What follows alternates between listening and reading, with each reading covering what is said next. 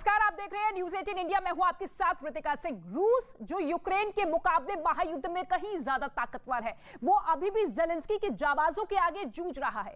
Kyiv पर कब्जे की कोशिशों में अब तक रूस ने तमाम पैतरे अपनाए हैं, लेकिन हाल जस के तस है। यही वजह है कि हालात से झुलाए चेचन कमांडर रमजान कादिरोव ने अब ज़ेलेंस्की की सेना को शिकस्त देने के लिए अपना सबसे खूनी दांव चल दिया है।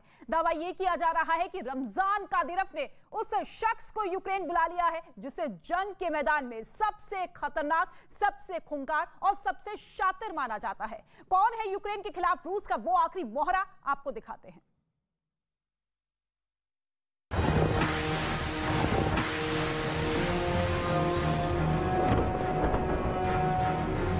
गरजते टैंक, बरसते बम, एयर स्ट्राइक और मिसाइल के मारक हमलों से यूक्रेन का जो हाल हुआ वो आपके सामने है। मारियोपोल, लवीव, खार्किव, चर्निव, कीव, मुशाचुन और सबसे बर्बर बुचा। रूस के खिलाफ युद्ध में यूक्रेन का वो हाल हुआ, यूक्रेन ने सपने में भी ऐसी बर्बरता और बर्बादी की उम्मीद नहीं की होगी। ऐसे में अगर किसी को ये लगता है कि रूस यूक्रेन पर रहम करने वाला है, तो ये समझना भयंकर भूल साबित होने वाली है, क्योंकि यूक्रेन के खिलाफ युद्ध में पुतिन के सबसे बड़े कमांडर रमजान कादिरोव ने अपने राइट हैंड को युद्ध लड़ने के लिए यूक्रेन बुला लिया है। यूक्रेन पर कहर बरपाने वाली पुतिन की नई साजिश। यूक्रेन में नरसंहार के लिए चेचन कमांडर फिर तैयार। पुतिन के आदेश पर Chechen killer machine active.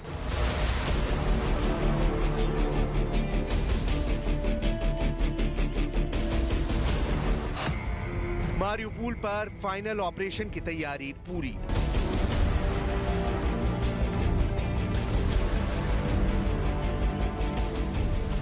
Chechen commander Ramzan Kadyrov ने अपने सबसे खूंखार लड़ाकों में से एक साइदी लोरसानकाइव को मारियोपोल बुला लिया है। ये वही कमांडर है जिसका एक एक आदेश चेचनिया में कानून होता है, शासन का कानून होता है। साइदी लोरसानकाइव की तैनाती यूक्रेन में इसलिए भी अहम है क्योंकि माना जा रहा है कि उसकी तैनाती सीधे क्रेमलिन से करवाई गई है। क्रेमलिन यानी व्लादिमीर पुतिन का सीधा आदेश। लेकिन माना जा रहा है कि बुचा की जिन तस्वीरों ने पूरी दुनिया को विचलित किया, चेचन के हैवान हंटर्स ने उसे अंजाम दिया है। दुनिया को तो बस रूसी सेना के लेफ्टिनेंट कर्नल आजाद बेग ओमुरबेकोव का चेहरा दिखाया गया, लेकिन असल बर्बरता की चेचेन फोर्स ने, जिसका ब्लूप्रिंट रमजान कादिरोव के साथ मिलकर तैयार किया गया है। और रमजान कादिरोव को लगता है कि उसके राइट हैंड यानी साइदी लोरसानकाइव के यूक्रेन आने से चेचेन फोर्स को और मजबूती मिलेगी।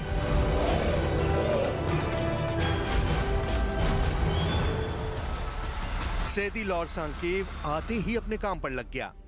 सबसे पहले उसने सैनिकों का जोश बढ़ाया। यह पहली बार है जब उसका वीडियो दुनिया के सामने आया है। वीडियो में वो चेचन लड़ाकों में यूक्रेन की सेना पर और भी भीषण हमले करने के लिए जोश भरता दिखाई दिया। सैदी लोरसानकाइव बेहद खूंखार और बेरहम माना जाता है। कहा तो यह भी जाता है कि अपने लीडर कादिरोव के एक इशारे पर ये कुछ भी कर गुजरने को तैयार हो जाता है। यही वजह है कि कादिरोव ने इसे मारियोपोल की एक एक इंच जमीन यूक्रेन के सैनिकों से छीन लेने का आदेश दिया, जिसके बाद सैदी लोरसानकाइव आधुनिक हथियारों से लैस चेचन लड़ाकों को हमला करने की रणनीति समझाता नजर आया। और वो भी अपने कमांडर की एक एक बात को गौर से सुनते दिखाई दिए, क्योंकि अब मारियोपोल पर कब्जे के लिए रूसी सेना और चेचन लड़ाकों का आखिरी ऑपरेशन चल रहा है। दावा किया जा रहा है कि जल्द ही पूरे मारियोपोल पर उनका अधिकार होगा।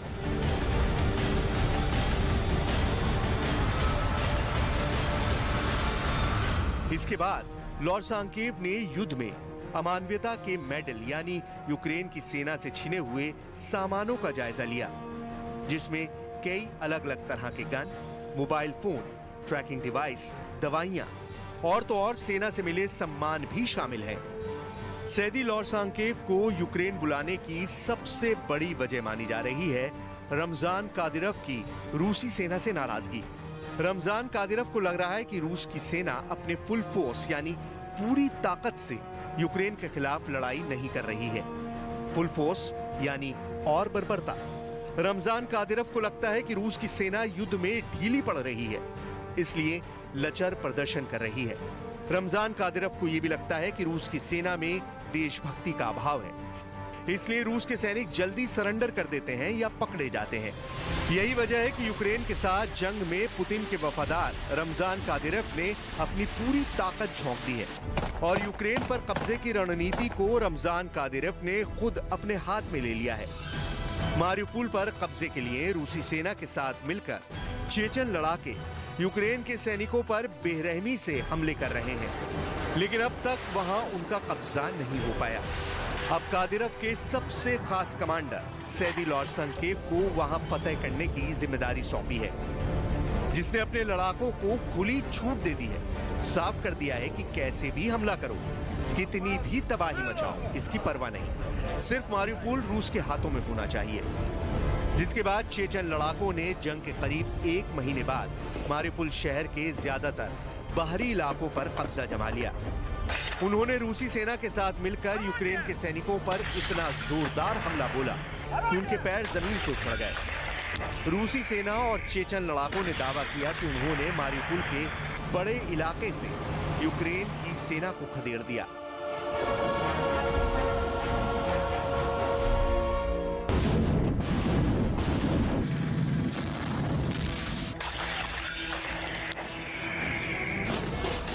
जबकि शहर के भीतर कादिरव के लड़ाकों और यूक्रेन के सैनिकों के बीच भीषण जंग जारी है।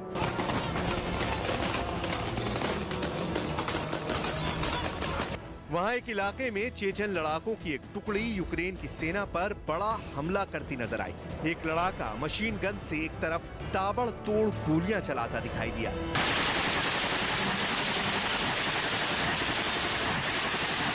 उनके ऐसे ही भयानक हमलों ने यूक्रेन की सेना को मारिउपोल के ज्यादातर इलाकों से भागने को मजबूर कर दिया। बताया जा रहा है कि इसके पीछे सैदी लोरसांकेव का ही दिमाग है। चेचन सैनिकों के 2 शक्तिशाली यूनिट अखमात और दक्षिण बटालियन के बीच कोऑर्डिनेशन का काम भी सैदी लोरसांकेव के जिम्मे है, जिसके सीधे निशाने पर है व्लादिमीर ज़ेलेंस्की। यही वजह है कि ज़ेलेंस्की ने रूस की जनता को युद्ध के खिलाफ उठ खड़े होने को कहा है, रूस के अत्याचारों के खिलाफ आवाज उठाने का आग्रह किया है। Убитые украинцы и украинки в Буче, в Ирпене, в других городах, в которые заходили российские войска, это последний аргумент. Последний аргумент для каждого гражданина России, чтобы определиться в конце концов, за войну вы или за мир. Если за войну, то вы навсегда, до конца жизни будете изгоями и в конце концов потеряете. दरअसल रमजान कादिरव ने ज़ेलेंस्की को धमकी देते हुए कहा है कि तुम जहां भी जाओ, जहां भी छिपो, हमारे लड़ाके ढूंढ निकालेंगे। हमारे लड़ाके ज़ेलेंस्की के हर जवान को ढूंढेंगे जिसने यूक्रेन की शांतिपूर्ण आबादी के जीवन पर अतिक्रमण किया है। युद्ध शुरू होने के बाद से ही पुतिन के वफादार रूस के चेचेनिया इलाकों के प्रमुख रमजान कादिरव के लड़ाके यूक्रेन के कई शहरों में मोर्चा संभाले हुए हैं।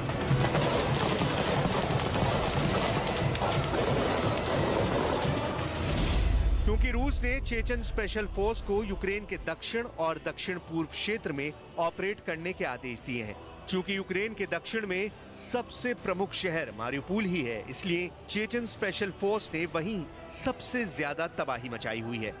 यही वजह है कि मारिउपोल में हालात बद से बदतर होते जा रहे हैं।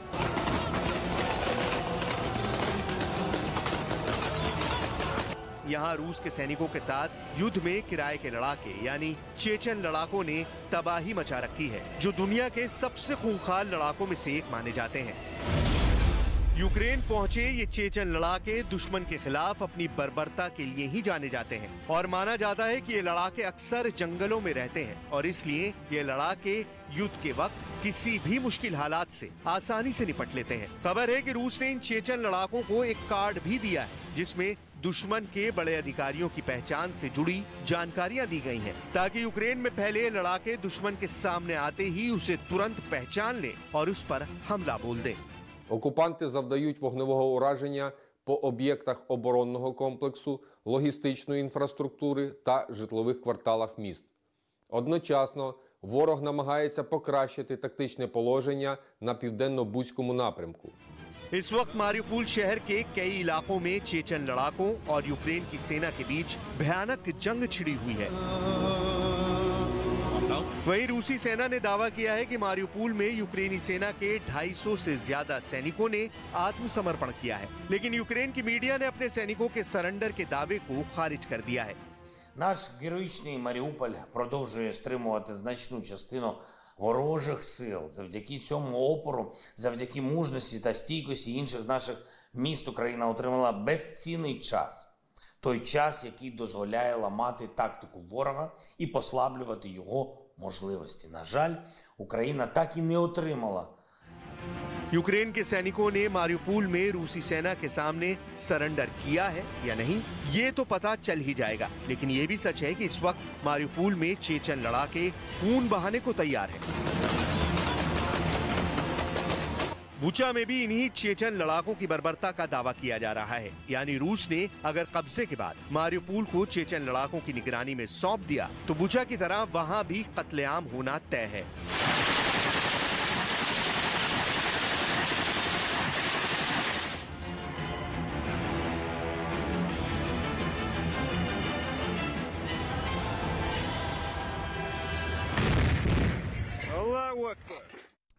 और रूस और यूक्रेन के बीच युद्ध में रूस भले ही भारी पड़ रहा है, लेकिन यूक्रेन से उसे हर मोर्चे पर कड़ी टक्कर मिल रही है। यूक्रेन के राष्ट्रपति ज़ेलेंस्की के हौसले ने पुतिन को परेशान कर रखा है।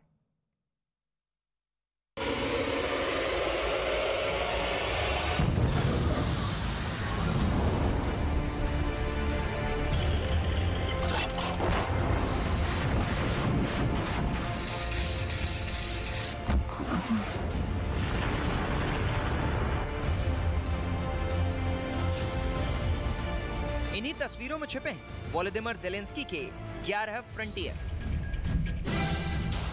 पहला फ्रंट रूस की सेना का चौतरफा अटैक, दूसरा फ्रंट कीव, खार्किव और मारिउपोल जैसे बड़े शहरों को बचाने की चुनौती, तीसरा फ्रंट रशियन एयरफोर्स को रोकना, ज़ेलेंस्की का चौथा फ्रंट रूसी फौज की सप्लाई चेन, पांचवा फ्रंट यूक्रेन को बांटने वाली नदी नाइपर नदी से रूस को दूर रखना, छठा फ्रंट यूक्रेन की फौज को नए हथियारों की सप्लाई। ज़ेलेंस्की का सातवां फ्रंट है अमेरिका और नेटो से लगातार मदद। तो वहीं आठवां फ्रंट यूक्रेन की फौज का हौसला कायम रखना, नौवां फ्रंट अपनी हुकूमत बचाना और तख्ता पलट से बचना, 10वां फ्रंट केमिकल और रासायनिक हमले, और सबसे खतरनाक है 11वां फ्रंट युद्ध में परमाणु हमले से बचना। Мы не обсуждаем вообще. Они задали, российская сторона, в первой там встрече в Беларуси, на которую я согласился, чтобы наша группа поехали, потому что я давно говорил, что нужно говорить еще до войны, да. И вот я не против этих разговоров, лишь бы был результат. ये डर इसलिए बहुत बड़ा है क्योंकि रूस ने इनकार नहीं किया कि वो परमाणु हमला नहीं करेगा। रूस का एक TOS-1 वेपन सिस्टम यूक्रेन की फौज ने पकड़ा है। ये एक छोटे दायरे में न्यूक्लियर हमले जैसे हालात पैदा करता है। उस गाड़ी में कई ऐसे रॉकेट पड़े मिले जो अब यूक्रेन रूस के खिलाफ भी इस्तेमाल कर सकता है।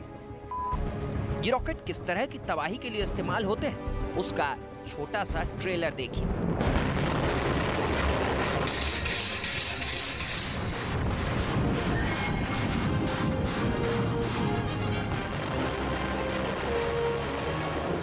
कार्बन से दागा जाने वाला रॉकेट जब फटता है तो आसपास ऑक्सीजन को खत्म कर देता है।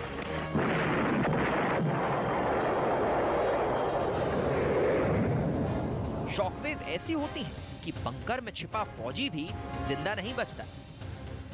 इन हथियारों के इस्तेमाल को लेकर रूस की बहुत आलोचना हो रही है।